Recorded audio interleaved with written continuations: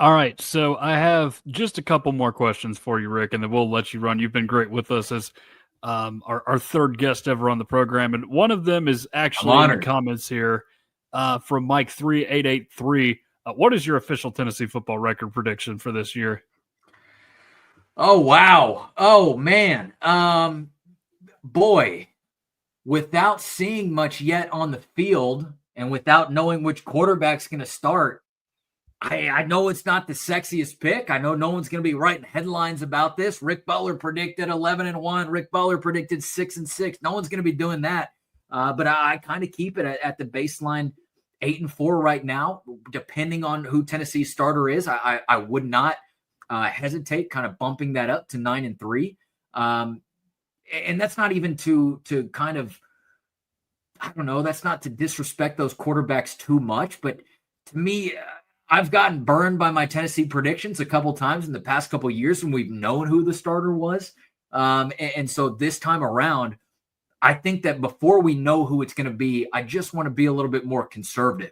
So I have 8-4 going into training camp, but that's without a quarterback. So depending on how they look, depending on who it is, depending on what we hear over the next month, and then what we see really in Atlanta against Syracuse, I will have no problem bumping that up and saying, hey, one of those kind of maybe extra losses that I feel like could come here or there, maybe that gets bumped up to, hey, I feel pretty confident now that Tennessee's got the right guy in place. I don't have a lot of concerns about the defense based on who they're bringing back. Again, we've talked about the secondary a little bit. We've talked about the linebackers a little bit. We have not talked about the defensive line, but it's a Tennessee defensive line under Ronnie Garner. I think it's going to be pretty good. Yeah, it's pretty veteran. When you have Tyree West, who is maybe my pick for the breakout player of the whole Tennessee team. You've got a guy like Joshua Josephs, who I think is ready to emerge in his own spotlight, not necessarily in the shadow of James Pierce Jr. He had a higher PFF grade than James Pierce Jr. last year. Even with other teams saying, hey, this is going to be Tennessee's guy, I still think he's got the power to get through that. And then, of course, you got guys like Bryson Eason, veterans on that line. I don't have a lot of concerns about the defense. So then again, it just kind of turns to the offense. What sort of extra juice can that quarterback room get you? How do those receivers work on the table? Does a Braylon Staley, kind of emerge into somebody who can be a threat in these SEC games? When you have Oklahoma at home, when you're going on the road to Florida, can he be a guy who maybe is working from the slot, who can get open in the third quarter or potentially in the fourth quarter and give you an impactful, couple of impactful plays here and there? Those are some of the things that separates me right now from my predictions between 8-4, 9-3. So I'm going a little bit conservative right now, 8-4. But again, I won't hesitate to bump that up to a 9-3 based on sort of what we see over this camp and what things look like going into the season. Well, what about you guys? Where are you guys sitting with that question? Jordan? Well, I mean, honestly, I feel like Tennessee is going to, I guess for a lack of better terms, get lucky in one of the big three games. I don't know which one they're going to be, but I don't know. I have a good feeling about Alabama this season. Just for some reason, I don't know what it is. I feel like Tennessee's been in Alabama's head as of late, like winning the past two out of the past three games. I kind of like Tennessee in there. I mean, I know they got a new quarterback, Ty Simpson. I know he was previously recruited by Tennessee at some point. I mean, he sat there on the depth chart for a while. Not sure how he'll end up being as a full-time starter. But, I mean, I just feel like Tennessee's starting to change things around in that department. I'm worried about Florida quite a bit. That's the game that I'm most concerned about this season because, Florida's had that mental edge on Tennessee all the way back since Spurrier was there. So, I mean, and playing in the Swamp, I think the last time Tennessee won in the Swamp was 2001, I'm pretty sure. 2003. Yeah. So it's been quite some time since Tennessee's been able to get a win there, but who knows? Maybe they changed the trend this season. I guess we'll have to wait and see. And I feel like a lot of that's going to do with the questions that Tennessee still has on offense with the quarterback, like replacing Dylan Sampson, everything like that. But with that being said, I mean, I feel like Tennessee probably goes 9-3. That'd probably be my official prediction, with 8-4 being the floor, and I think 10-2 being the ceiling. Yeah, with that Florida game especially, and sorry to just jump right in, but I'm with you there, right? What is also, but that with that game, like, what does Florida look like at the end of that season? Because they've got a miserable schedule that Tennessee doesn't necessarily have. Yes, that game's going to be in the swamp, but are they going to be beat up by the end of the season? Or is DJ Lagway going to kind of polish himself into one of the SEC's best quarterbacks by the end of the season? I think that's a big question mark. To me, I do look at those three, the Georgia, Alabama, and Florida, as without knowing what your quarterback's going to look like. I sort of chalk those up to losses. It's going to be hard to go into the swamp and win. And then that Oklahoma game, to me, is that fourth toss-up.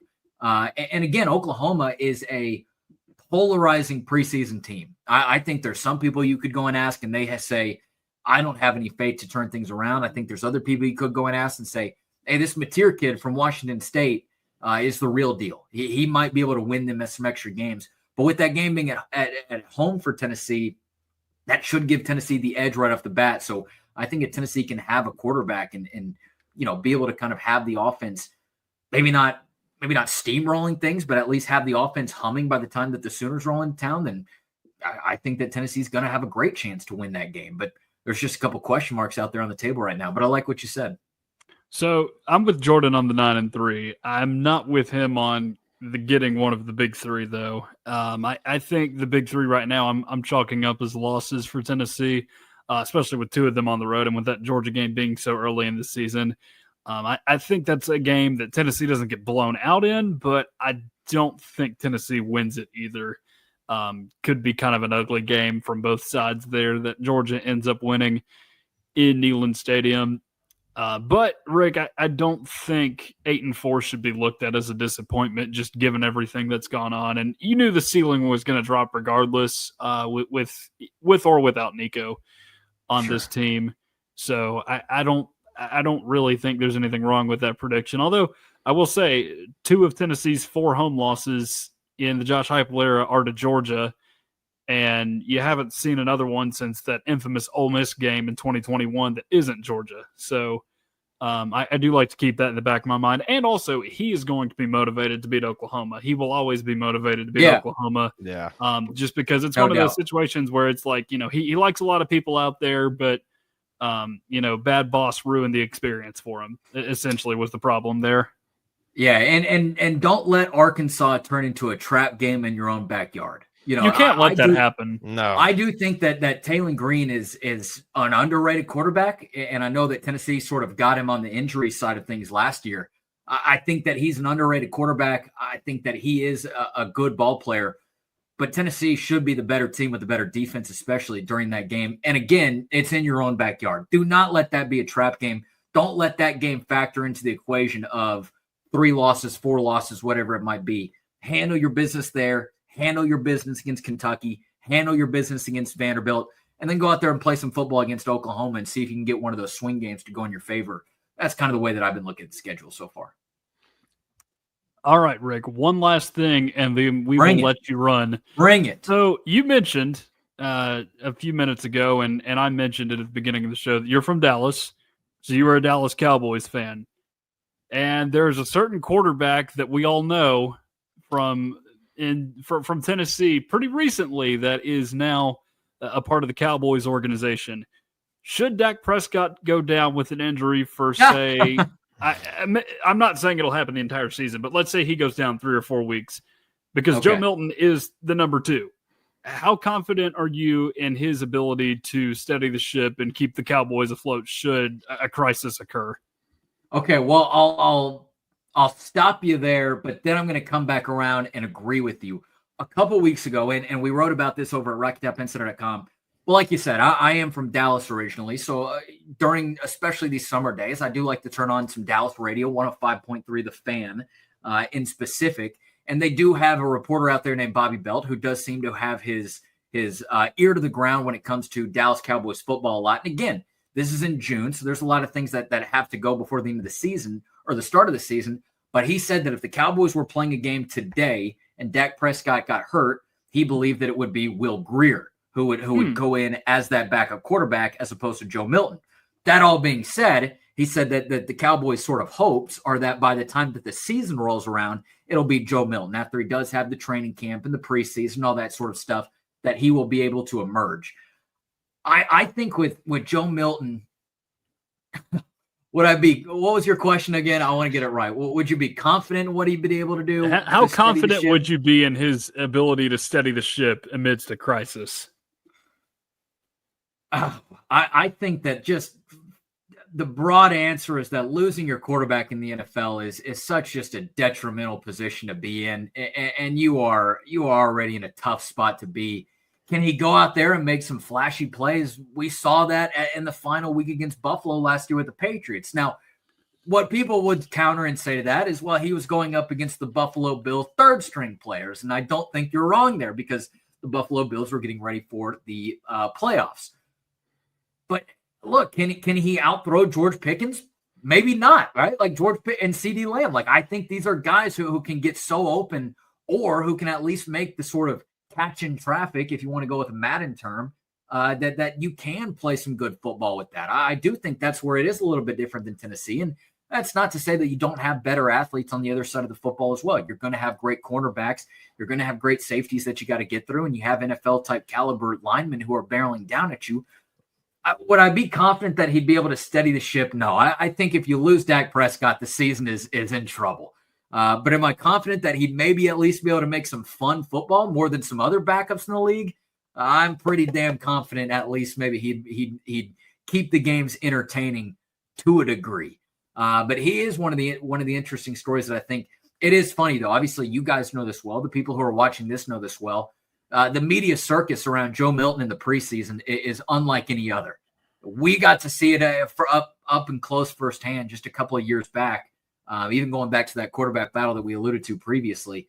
Now I'm going through it all over again, but from the real outside perspective looking in, just seeing all these people love it, seeing all these people go crazy, seeing people react to the backflips, right, and going, this guy's amazing, give him the starting role. So he's a great guy off the field too, Rick. He's a great guy off the field. He was at the golf course with Dak Prescott. They looked like they were chopping it up and having a great time. So enjoying them. Am I confident that he could route the ship? No, that's kind of just the NFL though. But am I confident that he can maybe make it a little bit more entertaining than other guys? Yeah, I think that could be a little fun. Man, you brought up another ghost from Tennessee past there. Actually, yeah, Will Greer. Will Greer. Yeah. Two different. I haven't heard that name in a minute. Two different occasions. I would love to know if they've talked about that. And obviously they didn't cross paths or anything, but I'd love to know if they were on hole 12 of the Dallas Cowboys country club. If Joe Milton, I should have beat you guys, and Will Greer saying, but you didn't. I wonder if that's ever been brought up. Remember when I threw that past Antonio Callaway and just stole the hearts of Tennessee fans? You remember when we charged at you on the first play of that West Virginia game in 2018 and started the Pruitt era off with on a horrible note. Not that that era was any good.